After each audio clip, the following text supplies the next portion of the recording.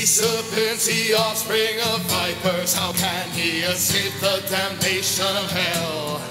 Wherefore, behold, I send to you prophets and wise men and scribes, and some of them ye shall kill and crucify, and some of them ye shall scourge in your synagogues and persecute them from city to city, that upon you. Good morning, welcome to the Line by Line Bible Studies. My name is Paul Strangini. We're continuing in Matthew. Jesus had just walked out of the temple area and crossed over to Bethany and cursed the fig tree. And his disciples marveled at how quickly it was withered away. And they said, and he said, what did he say?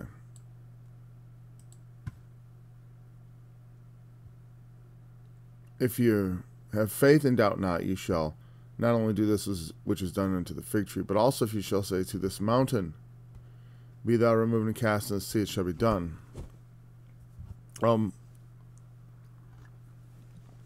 There's several things to be said about that. I said we kind of covered it, but I thought I should cover it a little better today. On one hand, like I said, faith is a very powerful thing, and that's the message in part. And it's true. People always want to take this literally, and but it is literally true that if you have sufficient faith, you can do what Jesus did and much more. But the message is also you can do other seemingly impossible things that maybe not so sensational, not so marvelous, well, not so obviously supernatural, let's say.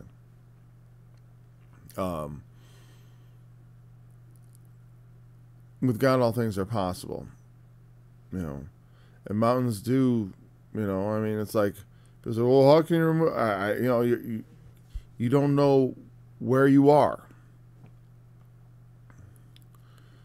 Maybe you're praying for the mountain to be removed and it's time for it to explode. It's a volcano and the whole thing blows up and lands in the sea. Whatever. A lot of times people imagine a mountain just sort of levitating and going over, but you have no idea what that fulfillment may look like. And, whatever. On one hand, faith is a very powerful thing. And then,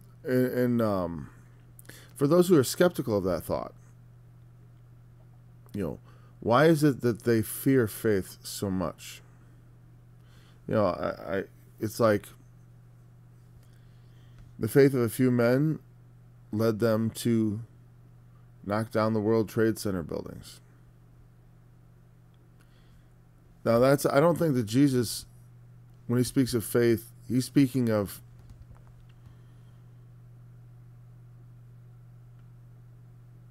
this, whatever you ask in prayer, believing you shall receive. And a lot of people have prayed for things with believing hard, so to speak. It's really going to happen.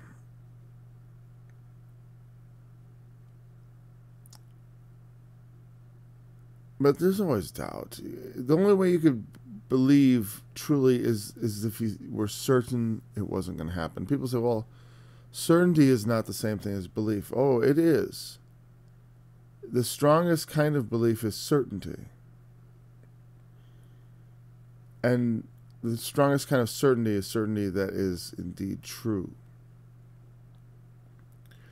I might be sincerely mistaken about something. I might think like, oh, it's, how many, I've in traffic, believed the light was green and started to go, So faith is powerful and dangerous, but Jesus is saying even more than that if you have sufficient faith, you can do incredible things. Now we talked about the symbolism of the fig tree. I also want to talk about the symbolism of the mountain.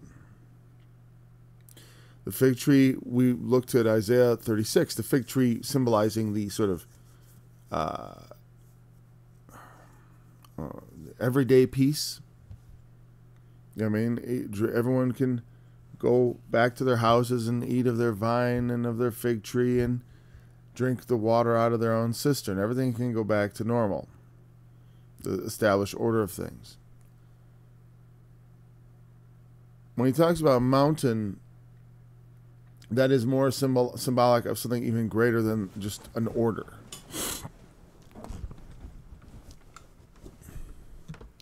It is something much bigger, stronger than that. It is, mountains are symbolic of whole nations. Not just the order of the nation, but the nation itself. The vision of everyone under their vine and their fig tree is sort of like a vision of peaceable order. We're going to the temple, we're exchanging our money, we're giving our sacrifices. That's how things are. That would not line up with the idea of like, we are marching off to war as a nation. So not only can you upend established order, but you can upend entire nations and destroy them. And I don't know if what Jesus is referring to precisely. But you think about it, in the book of Revelation, like the sea, there's peoples and multitudes and nations and tongues. The waters which thou sawest where the woman sitteth. It can symbolize, now I'm not saying it always symbolizes that, but it can symbolize the mass of people. And after his crucifixion, like I said, within a generation, the Jewish nation was uprooted from its place and scattered among the heathen. And that seems to me to be a very possible interpretation of a mountain being thrown into the sea.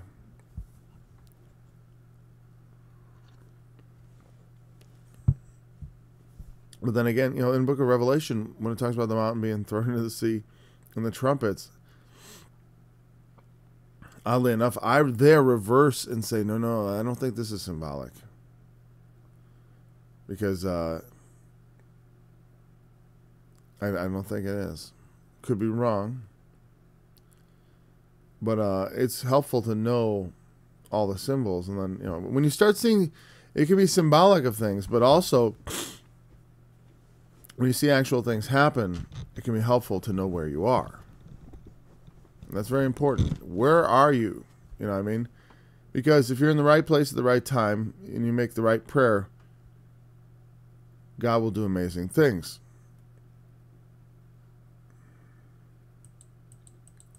So let's move on. Verse 23. And when he was come into the temple, the chief priests and the elders of the people came unto him as he was teaching, and said, By what authority doest thou these things? And who gave thee this authority? And he came in at the head of the people. It was almost like, not exactly a mob, more like just a multitude. A mob is 20 or 30 people in my mind. If you've got a couple thousand people or whatever, hundreds and hundreds of people, it's gone beyond mob, and you're talking something much bigger. You're getting towards army, whatever. And so he comes in as he did, and they're sort of like, by what authority? It's a legitimate question. Like, who authorized you? They want him to say something. This is a bit of bait. God, I do it by the authority, and then it gets into that argument, and hopefully maybe diminishing, they can somehow take him in his words and cause the people to turn on him. He blasphemed, is what they'll say. And Jesus answered him and said unto them, I also will ask you one thing, which if you tell me, I in likewise will tell you by what authority I do these things. I'll have a little trade-off. The baptism of John, whence was it? From heaven or of men? And they reasoned with themselves, saying, If we shall say from heaven, he will say unto us, why did you not then believe him?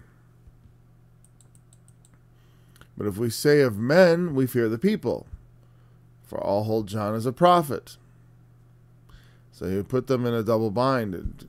There's no good answer. There's no third option. It was a mistake. I mean, that's no better. That's of men. There's no third category in this case. Sometimes, a lot of times people will try to corner you with questions and present you, like, when did you stop beating your wife? That's not a binary question, but it's sort of like assuming a lot. They call it a complex question. I mean, they're asking a question that already has assumptions built in. People do this all the time. Trying to think of an example off the top of my head. The classic, when did you stop beating your wife? This happens a lot to me from people who, what they'll do is they'll say something about like the Trinity or something, and they'll say it like, I think recently a guy online said, something about, and I'm not that's a weird example, because they were talking about Mary, Jesus' mother, and there's a lot of people, they get really, I remember I didn't get upset about Mary because I wasn't Catholic per se. I mean, not in any sense that I had anything to do with the Catholic Church. I read the Catechism as an adult just out of curiosity to see what they had to say. And so I understand it's like, they don't worship Mary. They venerate her, which is, I guess, an exceeding high level of honor or whatever. But this guy was saying, and this was not my argument, but this isn't a good example. Well, I'll tell you what he said. He said, if Mary was the mother of God, then you'd have a four-leaf clover Trinity. And I was curious. I'm like, well, Shamrock Trinity. I was trying to understand what he meant by the shamrock, because and it turned out some Catholics had told him the Trinity is like a shamrock, and I said, well, no, it's not. That's not what that teaching is at all. Shamrock's nothing like the Trinity at all, because the Trinity teaches that God is one being revealed in three persons, and that those three, and by persons, they have a very specific definition. It's not just like you can just casually throw that. You have to understand that it means like, well, they're simultaneously one being, but also they are distinct persons who can relate to each other and converse with each other and have a will of their own, and that's not replicated anywhere in nature, least of all in a shamrock. But if someone is like trying to take down your doctrine, a lot of times what they do is they mischaracterize it, they twist it, and then they throw it to you in the form of a question that you're supposed to answer. But like but when you get the question, you're like, well, I got to go back and I can't answer yes or no to that question until I address the first thing you said. But these are meant to be traps. Let's not get off. I already got off on it enough. They're meant to be traps. And so they're trying to trap the Lord. They're trying to trying to get him to answer a question to which he can give no good answer, or to which they have prepared responses which are designed to entrap him. I mean, he can give good answers, but he knows that rhetorically they've laid the trap. I mean, they know that. Well, if he says from heaven, we'll say this, and if he says from men, from like the multitude, we'll say that. We know what we're going to say. And he's re-exposing their logic to them. He's saying, well, what about the baptism of John? Was it of heaven or of men? Where did he get his authority from? And then they didn't want to answer. Verse 27. So, they were saying, like, if we say yes, or if we say from heaven, he'll say, well, why didn't you believe him? If we say from men, well, they were afraid of what people would think of them.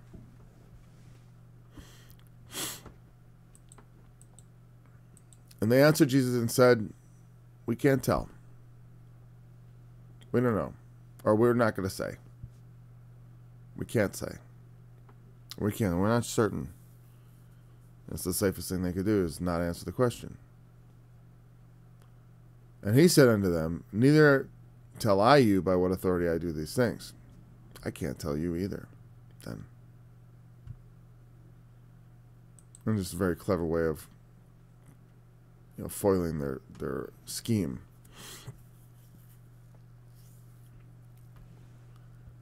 But what think ye? In verse 28. A certain man had 2 sons. And he came to the first and said, Son, go work today in my vineyard. And he answered and said, I will not. But afterward he repented and went. And he came to the second and said likewise. And he answered and said, I go, sir, and went not.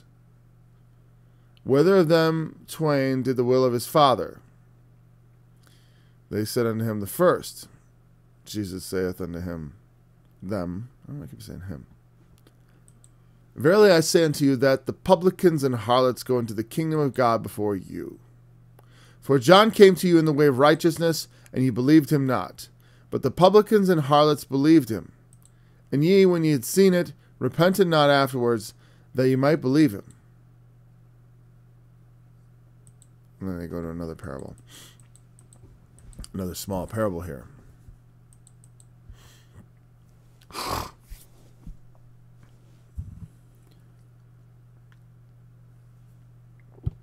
All right. And he's likening, basically, it's very simple, easy to understand, but we'll apply it more, when Jesus came preaching in John, repent for the kingdom of heaven is at hand, and the common people and the sinful people, the publicans and harlots, are put for average people. Average people are publicans and harlots. It really it puts the worst of all common people for all people, or the common people. Not all, but I mean like just everyday average, your everyday average sinner, so to speak, versus the pious. And there's always a danger that once you become a believer, you become complacent. Once you become pious and religious, you think of yourself, you become like the old wineskin. You sort of get stuck. And a new thing comes from God. They answered the call. They became Pharisees. They became elders. They became leaders. We have elders and leaders and teachers today in the church, various denominations and such. And they're there, and then a word comes, and they can't receive it because they are too established in the current order. Back to that fig tree analogy. They're too ensconced in their ways, and changing is sometimes nearly impossible, because it's like if I came and saying, okay, everyone's got to go out in the snow and be baptized in the snow. I mean, I don't know. It's just because we have the first snow of autumn here. I'm looking out the window. Something just goofy, I'm just saying. But let's say God had come to me and said, Paul, I want you to tell everyone they need to go be baptized in the snow. All right. That people would be like, you're nuts. They couldn't necessarily hear it. But, let's say it was accompanied with a very powerful other message. I don't know. Point is, it's just like all things. When God brings about something new, it's so hard, if you're already pious, to get into that movement. The tendency is to, stay where you are. It's, and that's why sometimes you have what they call the zeal of the convert. Because sometimes someone who's converted becomes more zealous. I mean, I used to be an atheist, but now I believe for real. And, and they get in that, and they become more zealous for the fact that they hadn't believed, because they've been saying no.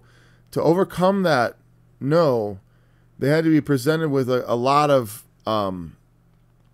evidence, with an overwhelming amount of whatever the Lord had to do. It had to overwhelm opposition. Not necessarily an overwhelming amount of evidence in the sense of like, they had to break out the apologetics and all that stuff. And it could be just God does something in their life that is so significant or way too coincidental and all that, and it just pushes them so hard that they abandon strongly held beliefs or anti-beliefs, whatever. Their lack of belief is overcome, and they turn. And those people can be very powerful, or they come from some other religion. And they've been, and so to overcome, they become very passionate. So the publicans and harlots, someone can be a deep sinner in their early life.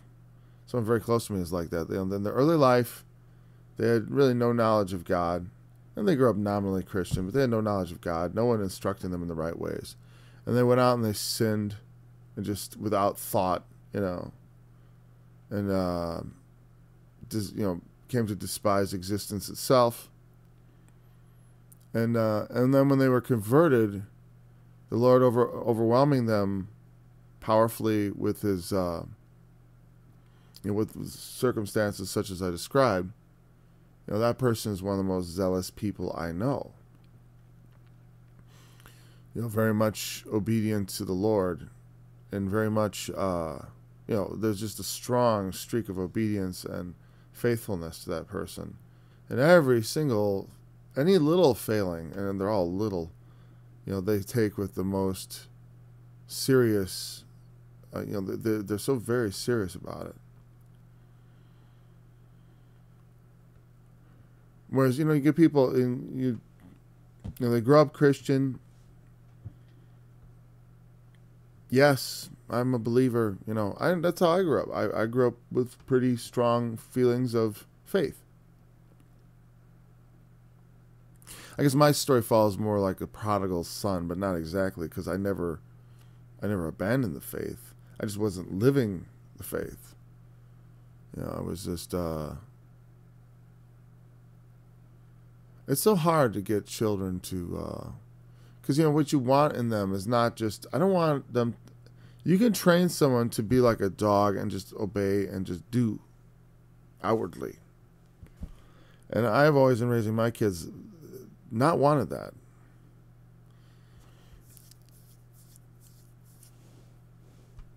As far as I don't want them to pay lip service to God.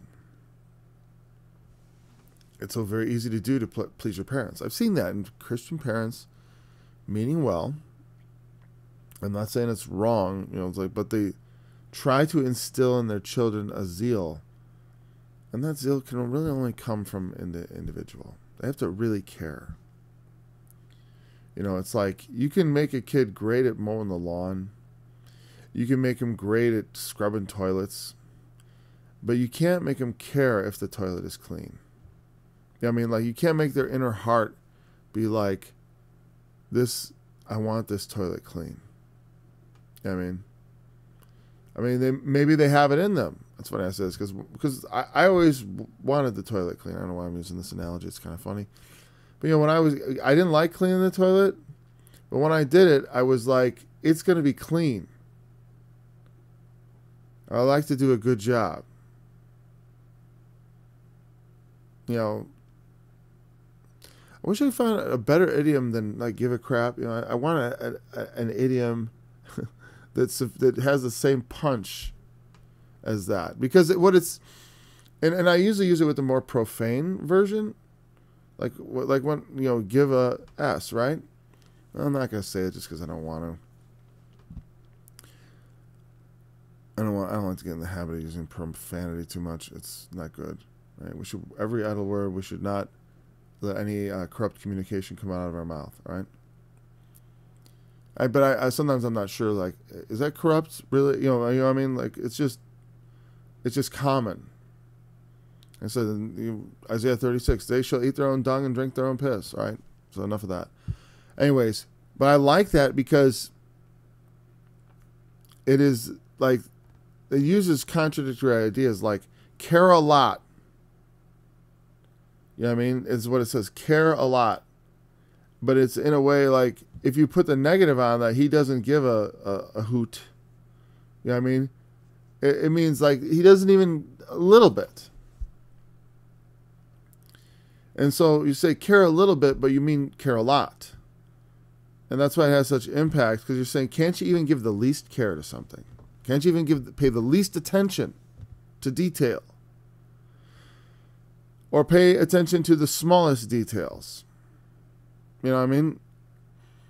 And that's what that conveys in an idiom that I always find very powerful.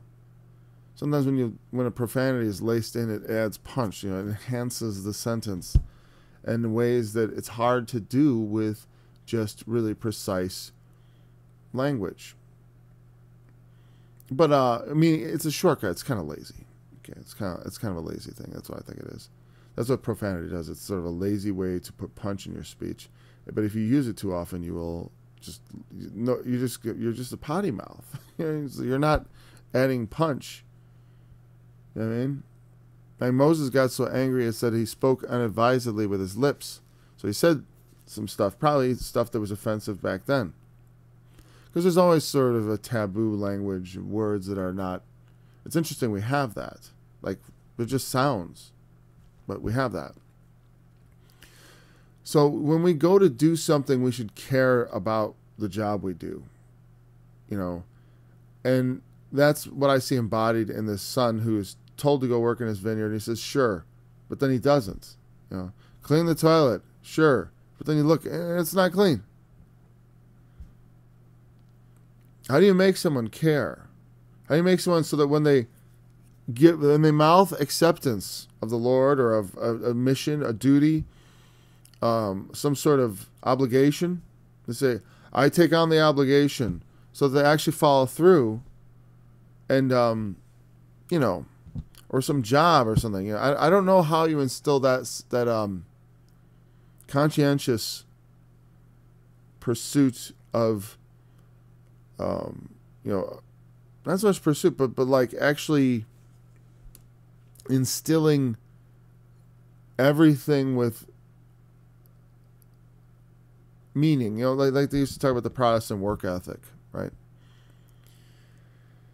And I always think it's funny because the Protestant work ethic came from the idea, basically, that whatever you were doing was your calling, was your destiny. So do the heck out of it, you know. So if you're a carpenter, you know, then do a good job with your carpenting, because this is what God has called you to. You should be the best at whatever you do, because, you know, like you could be so remarkable in whatever you do that people will ask you, why are you like that? And that's a good thing. You know, always be ready to give a reason for the hope that lies in you.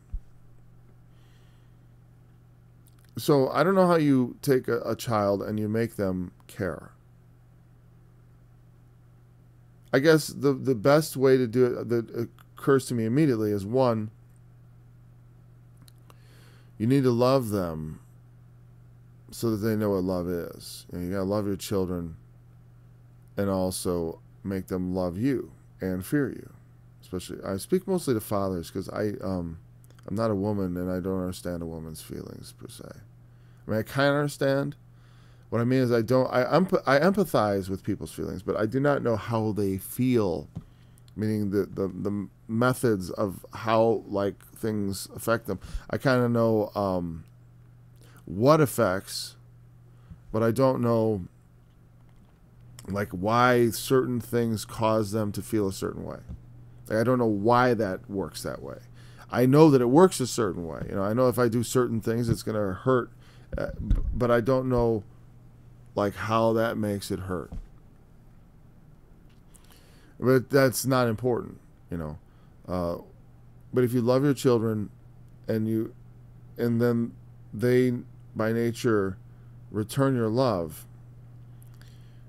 I believe that causes them to have this sense of, if they love their parent, their father, their mother, especially their father, because the father is a picture of God. God is a judgmental father. That's how he's portrayed. That's why he's called the Father, because that's the role of the Father. The Father is kind of the judge, and they want to please their Father. They want to make him proud of them. And so, and then that can be channeled by your desire to have them, by you exemplifying the faith. But a lot of times I see parents, they try to just make them fit into the shape and make them do this stuff instead of trying to foster it from within. Sometimes there can be, it's not the all or nothing. You can teach them to pray, but you don't, making great demands of them can backfire. Brainwashing them, so to speak. I mean, just kind of filling their head with a bunch of stuff without filling their hearts with the love of the things so that they pursue it on their own can backfire. So I see people start off Christians and then they abandon the faith. I was raised a Christian, pretty much, fundamentalist, blah, blah, blah, blah, blah. And now I spend all my days on the internet trying to destroy Christianity. I mean, there's not tons of that, but there's plenty of it. Way too much anyways, right? Go work in my vineyard. Yeah, okay. And then after a while, they're just like, I don't want to work here. I have no heart for this. Pharisees were kind of like that. This is the worst kind. Because Jesus is likening to them. And we're doing God's work. We're here in the temple. We're changing the money. We're questioning you. We are the authority of God.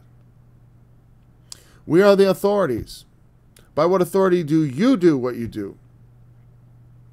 We are the temple. We are the religion. I mean, the things I was describing about people leaving the faith, you don't think like, oh, my pastor has left the faith, but he has. He's left the faith. You didn't know it. He did it secretly because he kept his job. But he left the faith years ago. That happens. Like, I remember I was trying to explain this to an atheist. I'm like, you people keep infiltrating my church. I mean, the church. I don't mean my personal church. My personal church is every church. As far as I count everyone who calls himself a Christian to be a brother until demonstrated otherwise. Or I give them the presumption of brotherhood. I think it's only right. When I was young, I used to get way too caught up in who's a Christian, who's not a Christian, and trying to... I'm like, you know what? I'll just accept you as a Christian, and then we'll talk about doctrine after. I'm not going to get bogged down in the definite...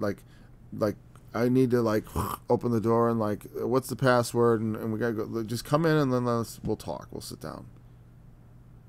I can always kick you out later.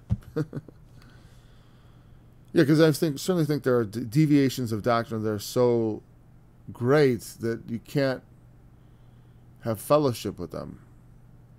And certainly the Apostle Paul makes those kind of cases clear. But they have to be severe deviations. Otherwise, we ought to be patient and with our brethren and try to convince them through patience and love of the truth.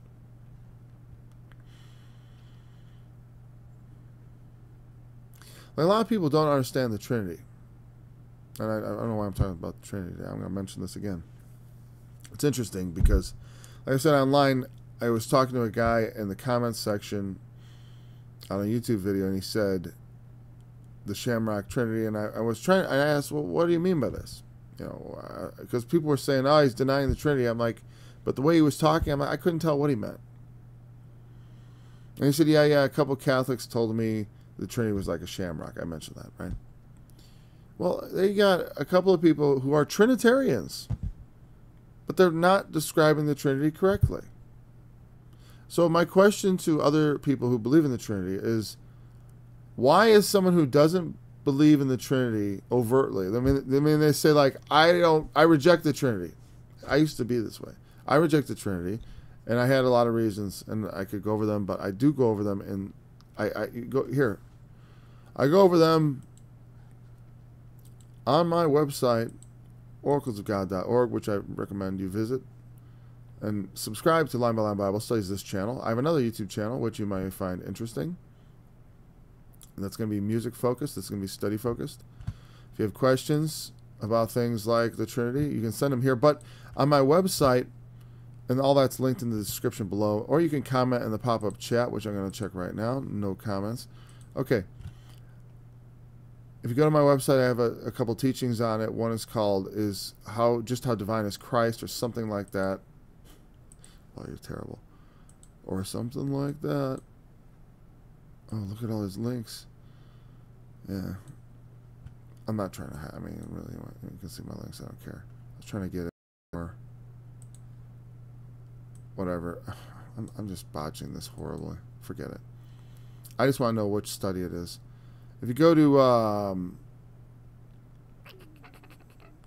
in what manner is Christ divine is number 30. You go to my website, you go to the studies page. There's all kinds of references. There's some. If you go to the doctrine page, there's also something on the Trinity. I wrote an amended document, basically just going through the scriptures that describe the relationship between the Father and the Son and the Holy Spirit to somewhat a lesser degree, because there's less specificity about that. In any case, there are so many people. What I'm saying is, what's the difference between someone who calls himself a Trinitarian but doesn't believe the teachings or is ignorant of them? What is the difference between someone who says, I'm a Trinitarian, but I think God is like water, solid, liquid, and gas? Right? That's not Trinitarianism, that's modalism. But no, I'm a Trinitarian. Okay, what's the difference between him and someone who goes like, I'm not a Trinitarian, I believe God is like solid, liquid, and gas? What's the difference? I'll tell you what the difference. The difference is this parable. The difference is that they've said stuff that has no reflection on what they're actually doing. And what Jesus is saying is what you actually do is more important. That's why my friend Sam Shamoun, he didn't demand that I become a Trinitarian. He demanded that my doctrine be correct. He didn't say, like, I was saying, well, I object to the Trinity on principle. That I just don't understand what it is. I don't think the explanation makes sense, and I don't think I need to blindly, swear allegiance to the cult of Trinitarianism. Like, as far as it's like if you're not a Trinitarian, you're automatically some sort of heretic, right? Meaning just because you said that. Like if I say I'm not a Trinitarian, like I say that, now I'm a heretic. But what if my beliefs are identical with the Trinity position, which is basically what happened, is I'm like, well, I guess I believe the same things as the Trinitarians. I'm not a Trinitarian, but I believe the same things. You know what I mean? I affirm the same things they do. So, and then after a while, I was like, I guess I'm a Trinitarian. Because why maintain that? It's like, well, I still adhere to the opposition on principle, and I'm still going to make a principled argument that there's a problem with Trinitarianism. The problem with Trinitarianism is Trinitarians. They don't know their doctrine, and they're like the prodigal son. Sort of. You get what I'm saying? I'm not saying they've gone astray from Christ. What I'm saying is, on some level, people's misunderstanding of the teachings of what the nature of God is, I can't treat them as heretics. I have to treat them as just ignorant children. You know what I mean? Not as someone, they've denied the faith. They believe in Jesus, but they think Jesus is a created thing because someone showed them some verses. They think that Jesus is identical with the Father because they read some verses. I mean, that's basically between, you got Jehovah's Witnesses on one hand, and you got oneness Pentecostalism on the other. And they're totally opposite points of view. Jesus is separate and distinct from God. He's a created being. And on the other hand, you got people say, no, no, no, Jesus is God the Father. And there's no difference between God the Father and Jesus. They're one person. Not just one. And then people say, well, the Trinity has three gods. No, that's not what they say. You can mischaracterize and say, like, no, no, I think three persons, one being is three gods. But you can say that, but that's not what it is. It is the problem with people is they want to make analogies to nature. I want to say, like, well, it's like something you could, like, the Trinity is like this thing. It's like this thing. It's like this thing. It's like this thing. It's like this thing. It's not like anything because it's not a thing. It's God. God is not a thing, which a created objective thing. He is God. He is over all. There is nothing like him. He can be one being and three persons because he's God. That's what he's something unlike anything in nature. I said something, but it's like because language begins to break down when you're talking about God. Like we say he exists, but he doesn't exist like we do. Like he can incarnate himself as he did in the Lord Jesus, but that is not his fundamental nature. Fundamentally, he is not made. What is God made of? He's not made of anything. He's God. He simply is.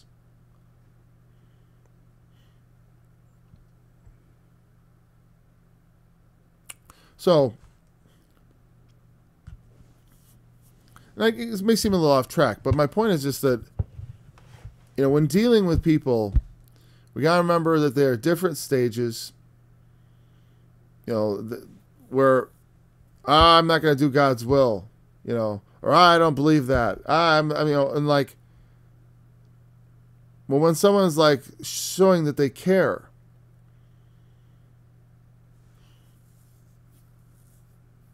and kids are like this, like sometimes they grumble. Clean the toilet. I don't want to clean the toilet. But this son in this parable says, no, I'm not going to. Go to work in my vineyard. No. Sorry. No. And then later, they must have been adult sons, because a father should only accept that from an adult. You know what I mean? I think that, adult son has the right to do as they will right after they move out of my house. You know what I mean? I have adult sons at home that are studying, for their future careers, and I give them a great deal of autonomy. But as long as they're living here, they're not entirely free.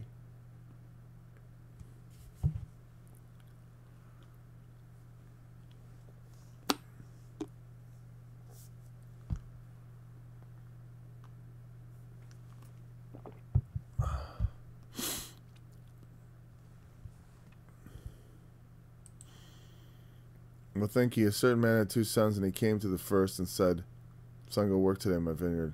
I added a new video to my recommended videos, and I just noticed people reacting to it on Facebook, because on this computer I have notifications turned on. So it's a guy born with no arms and legs. I always talk about that.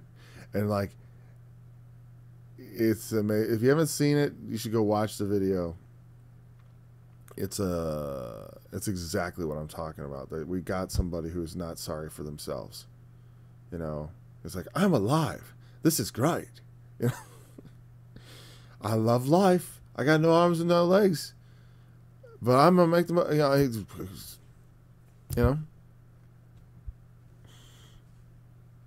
That's right. And yeah, of course, he's a Christian. You kind of need to have that kind of attitude. And if you don't agree with me, I don't care. Let me see one who isn't.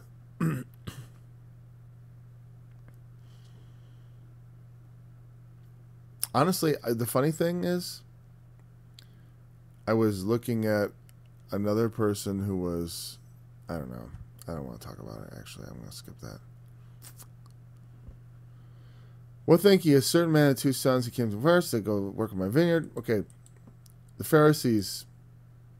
And then he okay, we got that.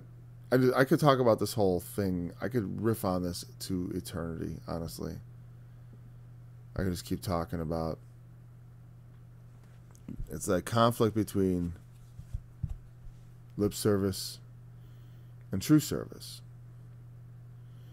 The scribes and Pharisees, they were all neck deep in religion. But then God sends a preacher that says, yeah, you're not doing it right, basically. And I'm telling you, we could go, since my youth, I've been looking at church and feeling like it's not right. I've been looking, especially, you look at the TV ones, but even when I would go to church, I'm like, it's all dead. Even in the most lively churches I've been in,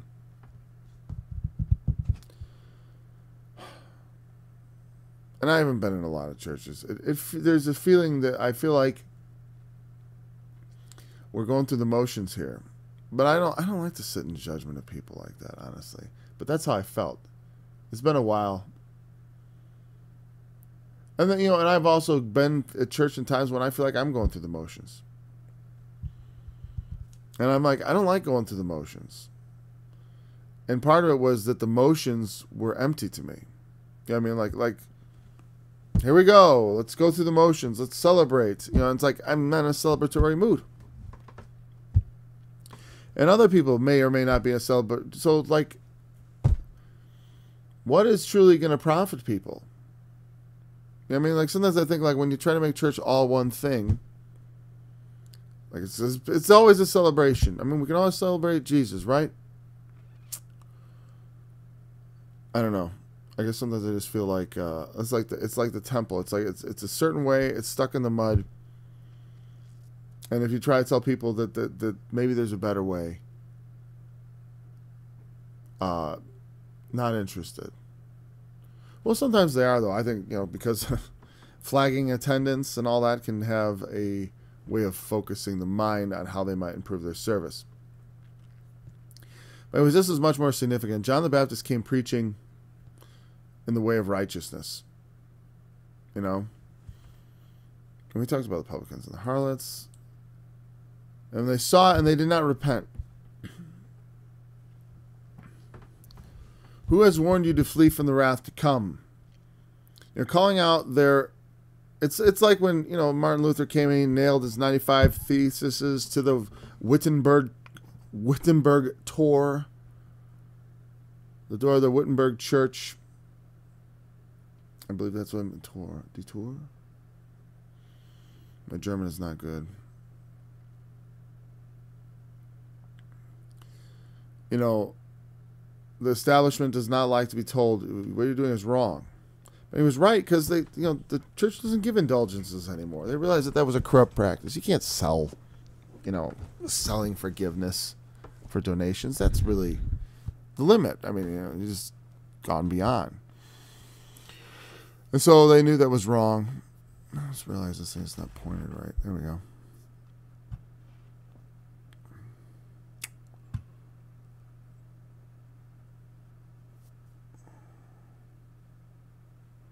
Great. Oh, no, we got plenty of time. We got 12 minutes.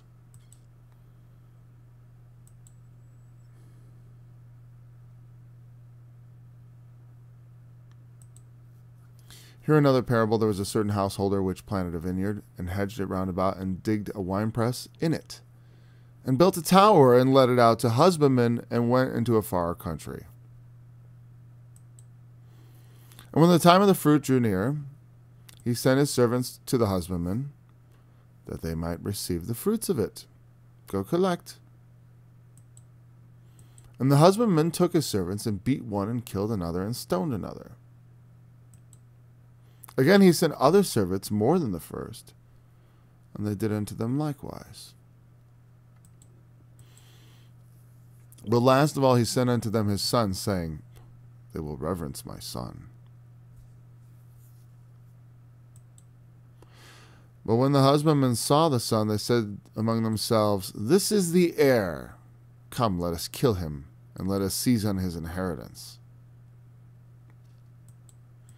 And they caught him and cast him out of the vineyard and slew him. When the Lord therefore of the vineyard cometh, what will he do unto those husbandmen? They say unto him, he will miserably destroy those wicked men, and will let out his vineyard to other husbandmen, which shall render him the fruits in their season. So they understood what justice looked like. You know? We know what justice looks like. You know, even the most vicious murderer knows, a lot of times it's like when something bad happens to them, they want justice. Though they do it, they wreak havoc on the lives of other people. Maybe they have a non-empathetic type of personality, fearless and paranoid.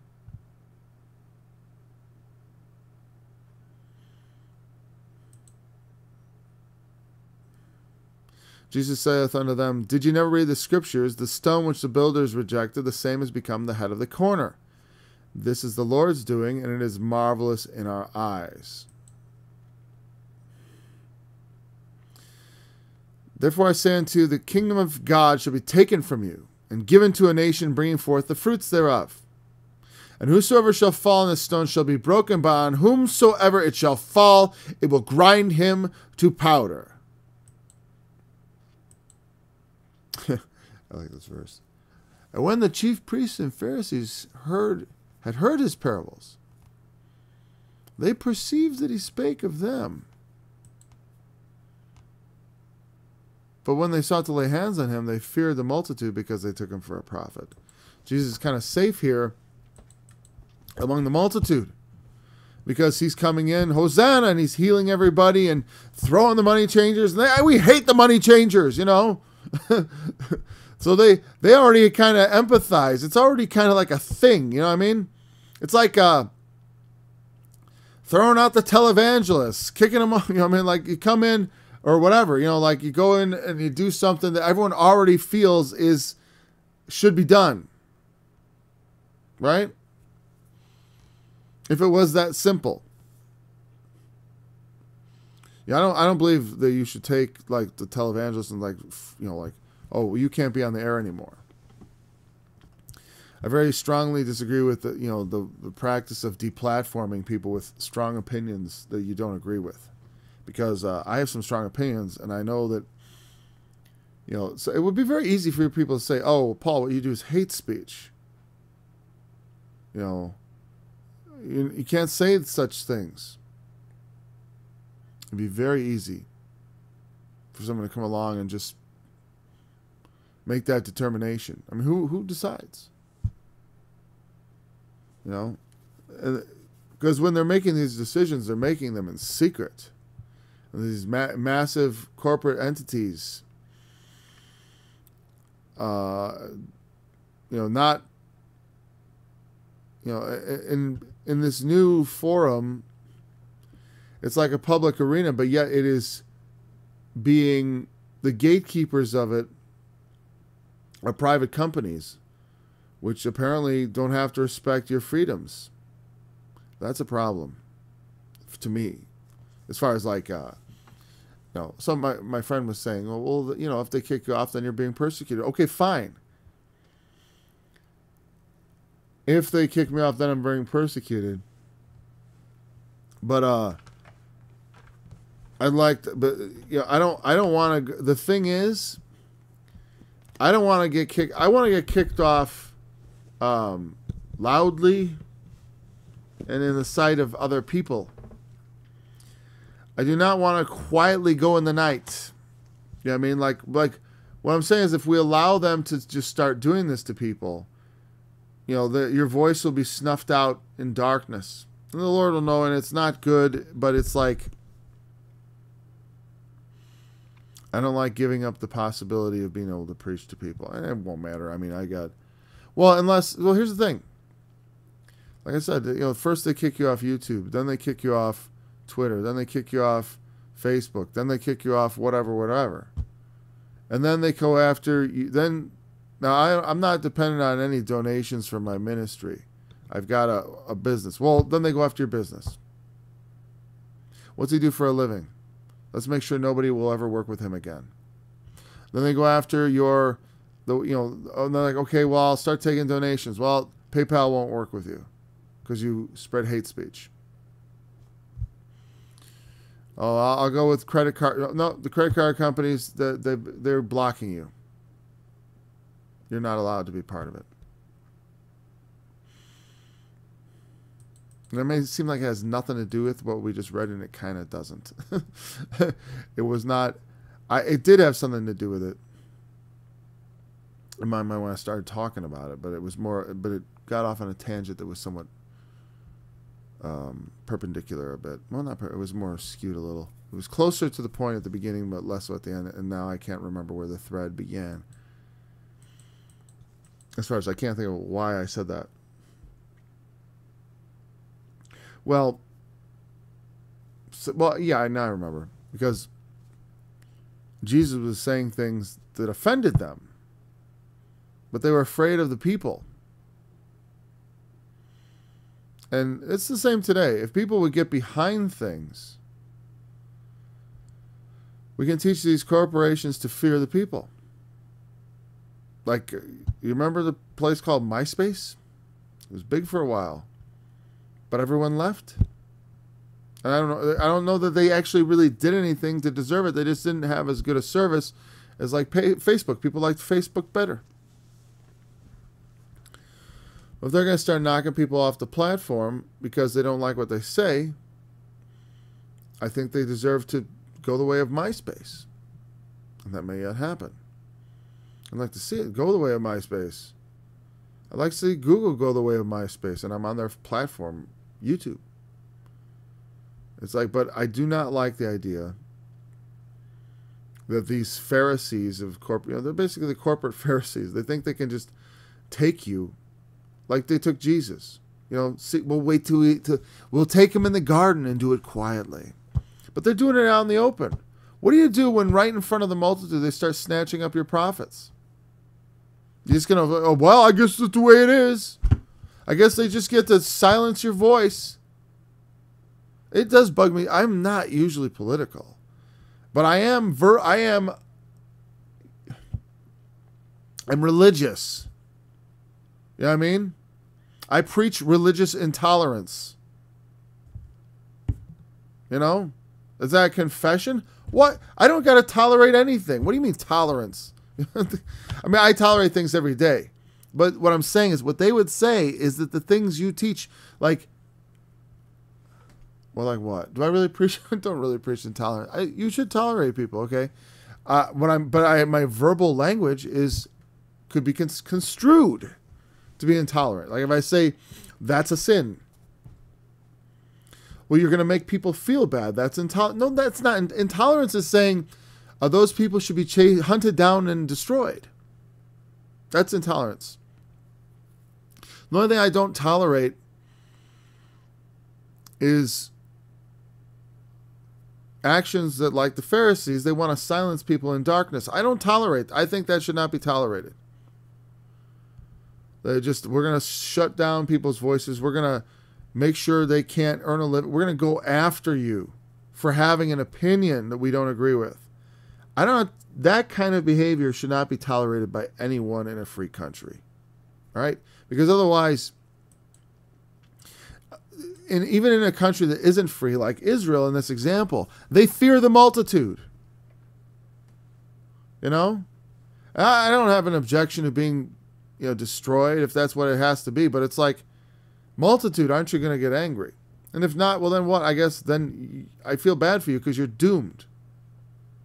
It's going to happen to you like in this parable. You know what happened? The parable came to pass. The Romans came, destroyed their city, destroyed their temple, and scattered them everywhere while crucifying them by the hundreds or while killing them by the thousands. They absolutely destroyed their nation.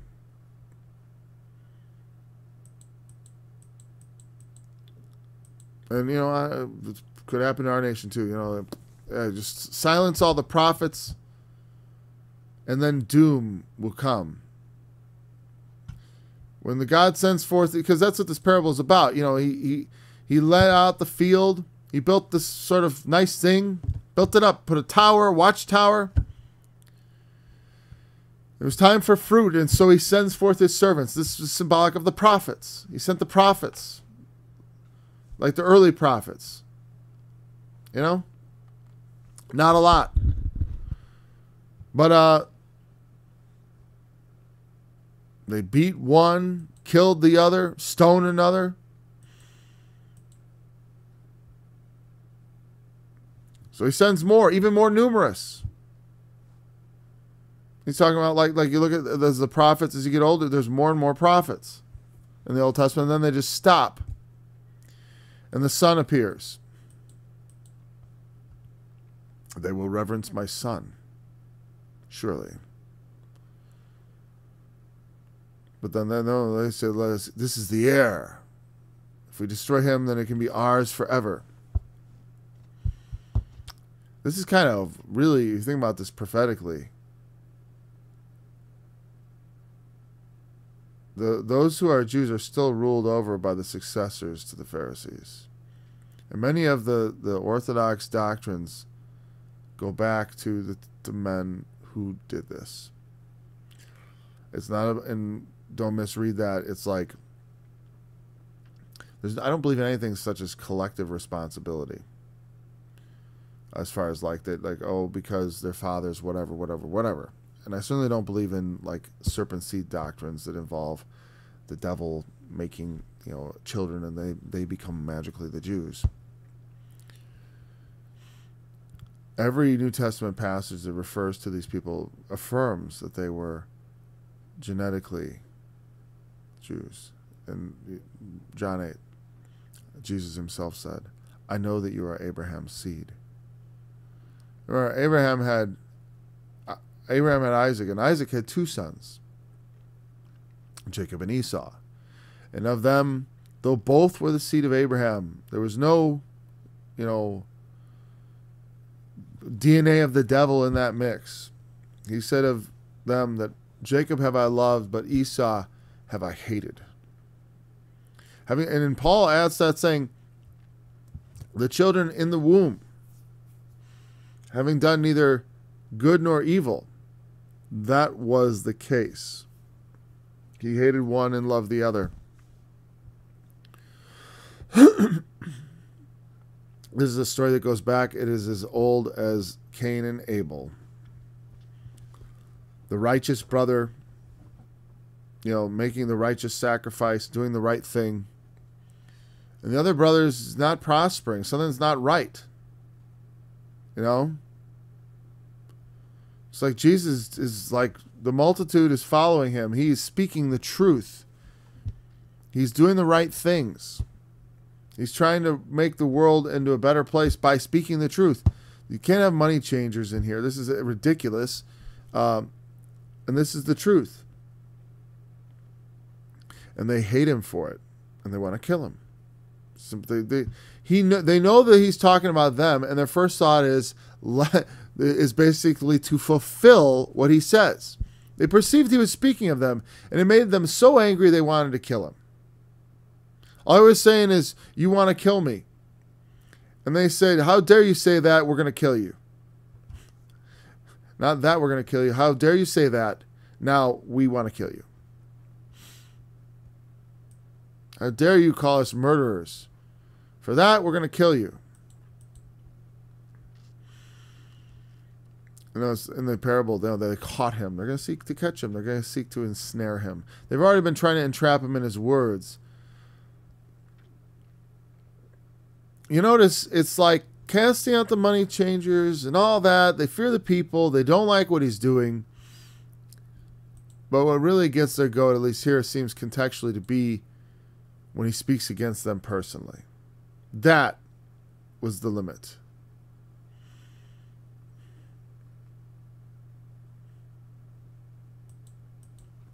You know, it's like, and what about the revenge here that God is going to visit on the men? Does that mean that God has revenge in his heart for the Jews? No. No, it's always the men Like I said, Esau and Jacob. It's not about the race of people. I was always getting that race stuff. It's not about the nation of men, except to the degree that they follow after the wicked ways. Those that continue in the wicked ways of their fathers. And it's, in every generation, people have to be given some benefit of the doubt. It's like they're coming to the world new. This is not meant to be any sort of diatribe against Jews. I'm just covering it this way because I know there's like a lot of anti-Jew sentiment based on the thought that they are not really Jews, that whole thing. Even if they aren't, like, biologically Jewish for some whatever reason, you think that. It is wrong. And even people who teach that often do not want to lay collective guilt on people because they know the idea of collective guilt is a poisonous and evil idea. Because very often, if you have any thought about that people have a will of their own, say, Paul, well, how can you talk about free will? You believe in predestination. Well, predestination is God's business. I don't know what he planned. I'm doing everything based on how it comes to me right now. I'm receiving thoughts. I'm receiving experiences. And I'm reacting to them in real time. If that's what it is. if it is real time. It seems real to me. I seem like I'm making decisions.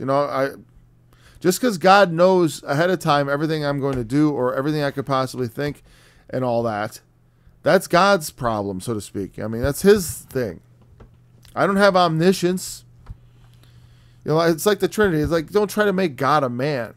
God can become a man and incarnate himself, but that is not his nature. He is in fashion, being found in fashion as a man, but not in nature. In nature, he is God.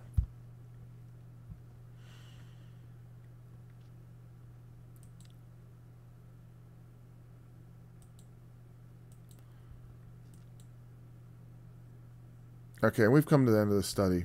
Yeah, we're over by 6 minutes now. We will cover these last few verses again. I think we covered through 41 pretty good. We'll start at 42 on Monday, and we'll see if we get anything done this weekend.